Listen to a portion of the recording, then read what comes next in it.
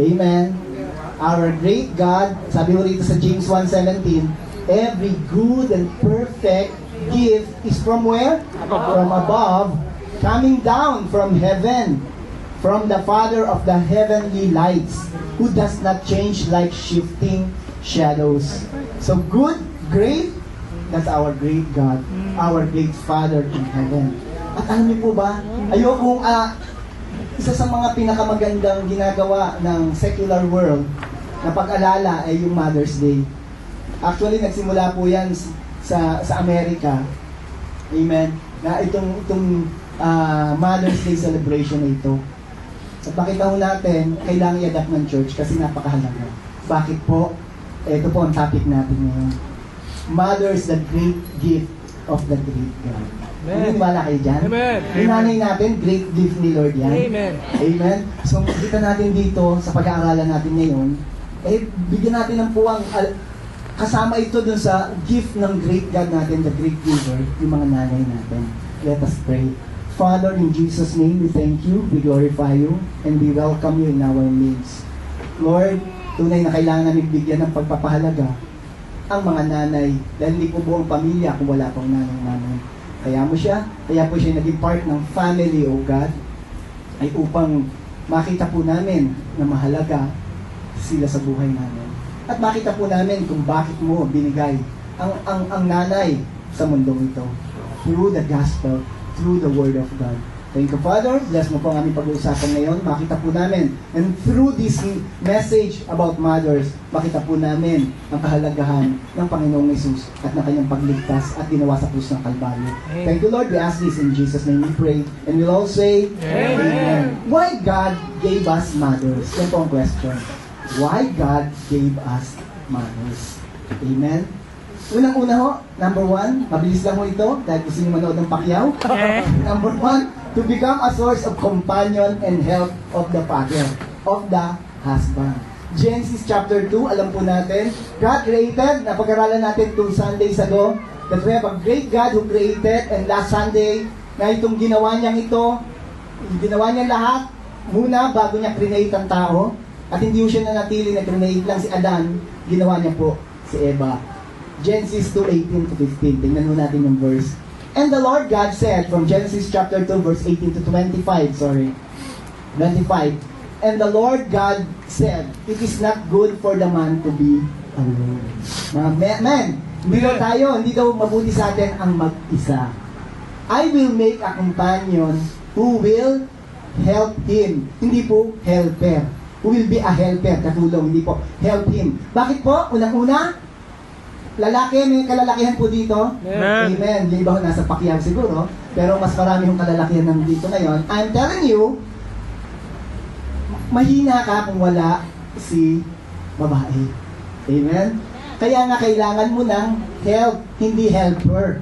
Ibig sabihin nun, we are weak if do not have yung babae, yung wife natin. Kaya ka binigyan ng asawa para mas maging malakas at kalakasan mo siya. I will make a companion who will help him. So the Lord God formed from the soil every kind of animal and bird. He brought them to Adam to see what he would call them. And Adam chose a name for each one.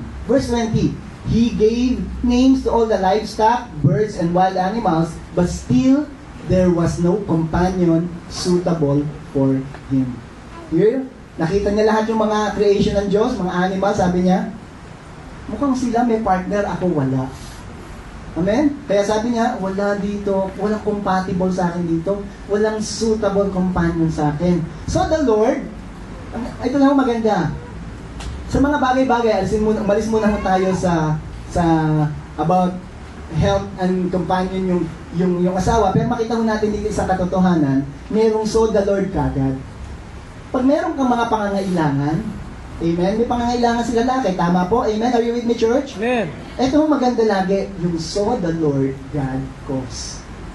Amen, ito bonus to sa ating pag-aaral ngayon. We have a great God, na great giver, that if you have a need, laging andun sa verse, si Lord sa verse 21, so the Lord. So huwag nyo kakalimutan, pag may need ko kayo, alam ni Lord yan.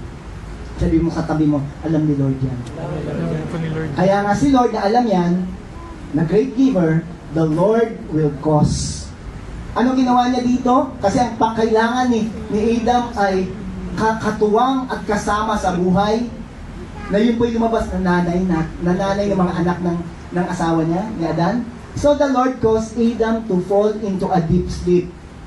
He took one of Adam's rib and closed up the place from which he had taken it. Amen. Next verse.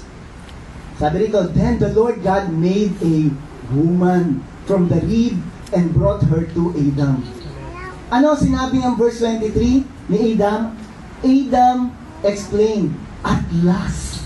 Amen. Mga kalalakihan ba yung malagi na sinasabi? Every morning makita natin asawa na, at last. Hindi last na yan. At last.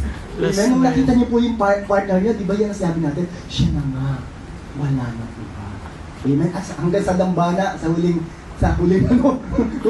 sa pagharap sa Diyos para pag-isa kayo ng Panginoon, ang sabi natin, siya na nga, I do. Amen. She is a part, sabi ni Adam, at last, she is a part of my flesh and bone. She will be called woman. Sino ang pangalan? She's lalaki pa rin. Why? Because she was taken out of a man. So, ang babae po, galing sa lalaki.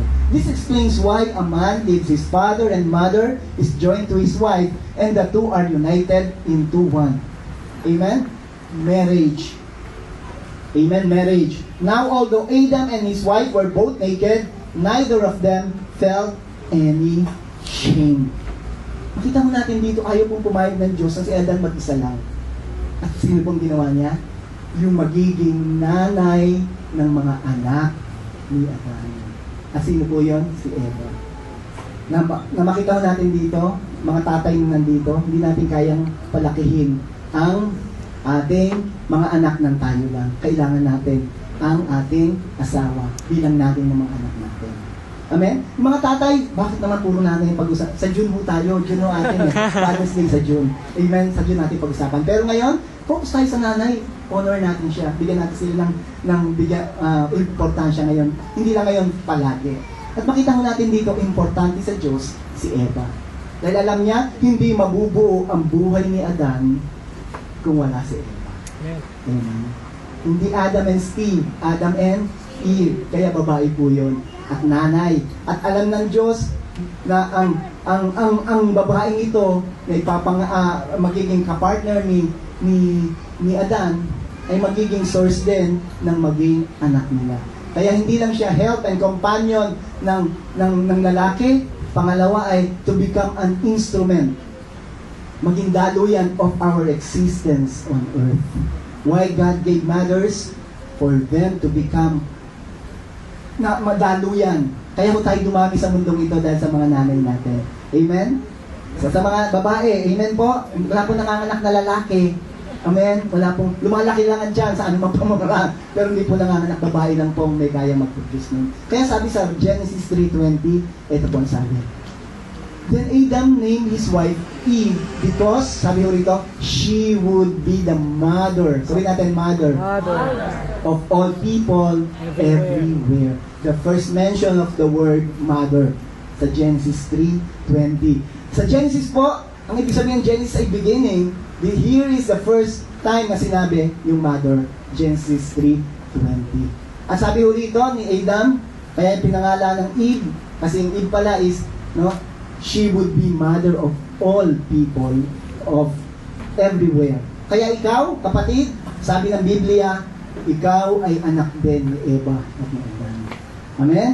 Psalm 139 verse 13 to 14, sabi rin, you made all the delicate inner parts of my body and knit me together in my mother's where? Womb. Sino pong nagsasalita rito? Yung psalmist. Sino kinakausap niya? Ang Panginoon, ang Diyos na manlilikha. Sabi niya, ako'y ginawa mo. At talaga namang mitikuloso mong ginawa ito. Na pinagtagni-tagni mo at pinagsama-sama mo. Sa Tagalog po, binuo mo ako, saan? Sa sinapupunan ng aking nanay. Amen. Doon naman yung word na mother. At makita ho natin dito, talagang doon tayo po nang galing. At ang may gawa po, hindi dahil nagkagustuhan lang ang nanay at tatay mo, at sila'y nagkain laban, ikaw ang naging resulta. Ang Diyos po mismo ang gumawa. At ang ginamit, yung mga nanay natin. Kaya mga nanay natin ay instrumento po ng Diyos. Mga lingkod po ng Diyos ang mga nanay. Amen? Amen. At siya'y daluyan upang ang plano ng Diyos ay mangyari. At ang plano ng Diyos ay mangyari sa iyo. Ang una naging daluyan, ang nanay natin. Palakpakan po natin ang mga nanay ng Diyos. Kaya sabi na sa amin sa Diyos sa verse 14, thank you for making me so wonderfully complex.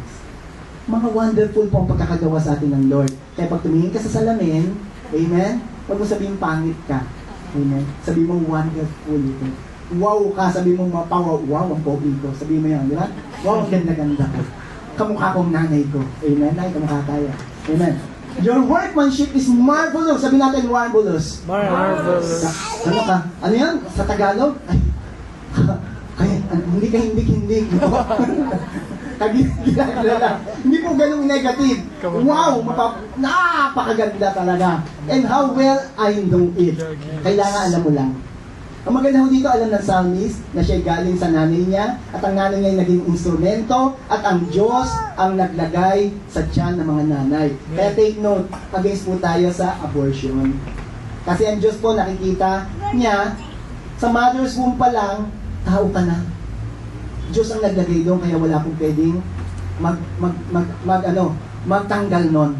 Amen? Makita mo natin dito, nakita natin sa psalmist na in-acknowledge niya, galing ako sa nanay ko at ikaw ang naglagay ng Diyos. Ginamit mong instrumento ang nanay ko. So, yung nanay natin, kalakasan po yan ng mga tatay natin. Amen? At kalakasan niya ng mga anak. Pangalawa po, naging source nga, kaya tayo nandito. Mabilis lang ito. Pangatlo, upang maging guide po natin sila. Hindi ka pinanganak ng nanay mo para bahala ka sa buhay mo. Amen? Meron po ba mga anak dito? Mga anak, buhay pa ang nanay nyo, hindi kayo pinanganak dito para bahala ka sa buhay mo. Dahil ang nanay mo pinanganak dito para maging guide. Sabihin natin guide. Care. Hindi caregiver. Amen? Magbigay sa iyo ng care and protection. Pero ang pinaka nakita ko po dito sa Proverbs 6:20 to 22, she will give guidance sa buhay mo. Tingnan natin Proverbs 6:20 to 22. My son, obey your father's commands. Ayan, pag-usapan natin ito sa Father's Day. Pero pumunta ho tayo sa second phrase. And don't neglect your mother's teaching. Mga mother, kung kausapin ko naman ho kayo, ang role niyo po ay upang turuan niyo po yung mga anak niyo. Amen? Ipakita sa kanila yung tamang dapat lakarin. Amen? Sabi nga, yung bata daw, pag tinuro natin, lalo na ang salita ng Diyos, amen, hindi po iwanan ng mga anak natin ngayon. At alam ko ginagawa yung mga nanay natin dito. Amen? Kaya mga anak naman kausapin natin, may tinuturo ang mga nanay natin. Kung may sinasabi sa atin ng mga nanay natin, hindi para ikapapahamak natin yun. Ginagabayan niya tayo, tinuturuan niya tayo. Amen? Kaya sabi dito ng great thinker, ng wisdom si Solomon, sabi niya rito, keep their words always in your heart. Sa puso niyo, huwag niyo i-neglect. Kahit narinig ko na yung word na pasok dito, labas dito. Amen? Pag may sinasabi nanay natin, ay, pakikinggan niya, pasok dito, labas dito. Ganun po ako noon eh. Buti na lang, nung naging Kristyano, nakita ko to naging binago ng Panginoon sumunod. Amen? At eto ho ako ngayon. Bakit andito po ako ngayon? May gabay po ang nanay ko sa akin, ng mga magulang ko sa akin. At napakahalagang gabay ng magulang. Kausapin niyo po, yung mga bata na walang magulang, alam nila ang kulang nila. Alam niyo po, ito lang, may experience ko lang po ito. Pag sister ko may karamdaman, siya may sakit sa bahay, pilay po kaming lahat. Amen? Kasi walang magluto ito. Marunong kasi siya magluto. Alam niya na lahat ng sistema sa bahay. Pag wala ho kami, pag siya ho, kaya ayaw namin siya magkakasakit. Hindi ho namin alam gagawin namin. Hindi po nanay. Hindi ko katulong. Experience nyo yan, di ba? Tanong nga po. Kasi alam ng nanay lahat eh. Nasaan yung asin, nasaan yung suka, nasaan yung underwear mo. Amen? Pati alam ng nanay mo. Di po ba? Lumabilo ba kayo sa akin? Nagkapakalaga. Hindi lang po yun. Alam din nanay ang minsan gagawin. Mga tatay, minsan usapin nyo yung nanay nyo pag may mga crucial decision, nanay ninyo, yung asawa ninyo, na nanay ng mga anak ninyo, pag may kayong mga gagawin na mga decision, lalo na yung major decision, may wisdom po mga babae. Amen? Palakpakan natin mga nanay dito. Mga anak naman, may wisdom ang nanay ninyo. Ginagamit sila ng Holy Spirit. Pag meron kayong gagawin, lalo na pagpili ng girlfriend kung lalaki ka, boyfriend kung babae ka, hindi pwedeng boyfriend kung lalaki ka. Amen? Girlfriend kung lalaki ka. Tama? O yun? Lalo na yan. Sense kagad ng nanay mo yan kung merong hindi magiging okay yan pagtagal. Are you with me, church? Mga kabataan, mga wala pa rito, naghahanap pa ng boyfriend, girlfriend. Ano, o kaya mga decision, sa lahat ng bagay, you can ask your parents. Ginagamit sila ng Holy Spirit. Hindi lang mother, pati father, isama natin. Amen? So sabi rito, wherever you walk, their counsel can lead you. Ayun po sabi mo. Inunaan ko lang, yun daw kanilang mga payo, ililid ka niyan. Kaya always ask your parents sa mga decision ninyong gagawin.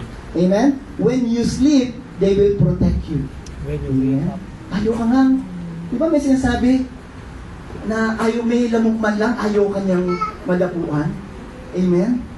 Kaya nga yung asawa ni Juday hindi natutulog. Magkakape na lang dahil babantayan niya yung anak niya. Alam mo yun? Yung asawa niya? Si Ryan? Nagka-commercial tuloy ng Coffee Mate ba yun? Creamer? Pero mo kasi hindi siya natutulog. O kumita pa siya. Kasi tinutulugan yung anak niya, binabantayan niya si Lucho. Lucho ba yun? Luche? Di po ba? when you sleep, ayun naman parang when you sleep, pinabantayan. Di ba babantayan ka ng nanay mo? Kaya nga naging ganitong mukha ko, sobrang bantay sa akin. Kaya nga natin ang magino. Di po ba? Pag may lamok daw, kasampal. Tawa na lang tayo. Pero totoo yun, di ba? May lamok, ayaw ko madampian o madapuan. Sa mukha ko. Amen? Lagi naman yung sa mukha dumadapo yun. Ito na ang nangyari sa mukha. They will protect you when you wake up in the morning. Ikaw din. They will cook you breakfast. Totoo po ba yun? Breakfast. Hindi. They will give advice. They will advise you. Yan po ang tatay at nanay natin. Since kayo na-honor natin ng mga nanay, makinig tayo sa advice, magpaprotekta ka sa nanay mo, at ang nanay mo, ready niyang protektahan ka. Mga anak ang kinakausap ko ngayon dito. Dahil ito na yung ginagawa ng mga nanay. Ready niyang protektahan ka pag mapapahama ka. Lalong-lalo na sa future mo. Are you with me mga kabataan? Lalong-lalo na sa pagpili ng partner. Mapipil ka agad dyan, iba. No, alam nila yun. Meron pong nasabi Holy Spirit sa kanila. Amen? Are you with me mga anak? May mga anak po ba dito? Ako'y anak din. Amen? Tingnan mo natin sa Proverbs 1:8. Ito ang encouragement sa atin. Listen. Anong encouragement sa atin? Walang nakikinig. Ano po? Listen, my child, to what your father teaches you. Ang sinasabi rito ni Solomon, listen, don't neglect your mother's teaching. Nakikinig po ba tayo ngayon mga anak? Lato tayo anak, di ba? Neglect means to pay no attention. Yan ang malimit ang nangyayari, magsasalta sa atin na natin. Minsan magaling pa tayo, di po ba? Right now, kung tayo mga anak na gano'n, erase na yun. Pakinggan natin sila. Minsan hindi ka agree, pakinggan mo lang siya. Amen? Kung hindi ka uma-agree sa ngayon sa sinasabi niya, pakinggan mo rin siya. Maging sensible ka. Amen? Tingnan mo lang. At tingnan mo pagdating ng mga ilang oras, ilang panahon na lumipas, sasabihin niya, tama pala tama pala yung payo sa akin yung nakakatanda sa akin. Hindi lang sa mga nanay at tatay, sa mga nakakatanda sa inyo. Sa mga pastor ninyo, pwede rin. Amen? Sa mga elders ninyo sa church. Amen? Sa mga kinukonsider mo na pwede magpayo sa iyo, pwede rin po yan. Pero here, sabi rito, makinig. Sa mga anak na nandito ngayon, makinig po tayo. Lalong-lalo kung meron sinasabi sa atin ang magulang natin. Are you with me, church? Amen. Next, hindi lang sa pagtuturo sa atin, pagka-guidance, ito ho, to make us experience care the way God cares for us. Amen? The way God cares for us. Yan po isa sa mga bagay. Kaya lagi pong ginagamit ng Diyos, Isaiah 49 verse 15. Ito pong sabi. Sabi rito sa verse 16, never can a mother forget her nursing child? Ang sabi ng Lord, never.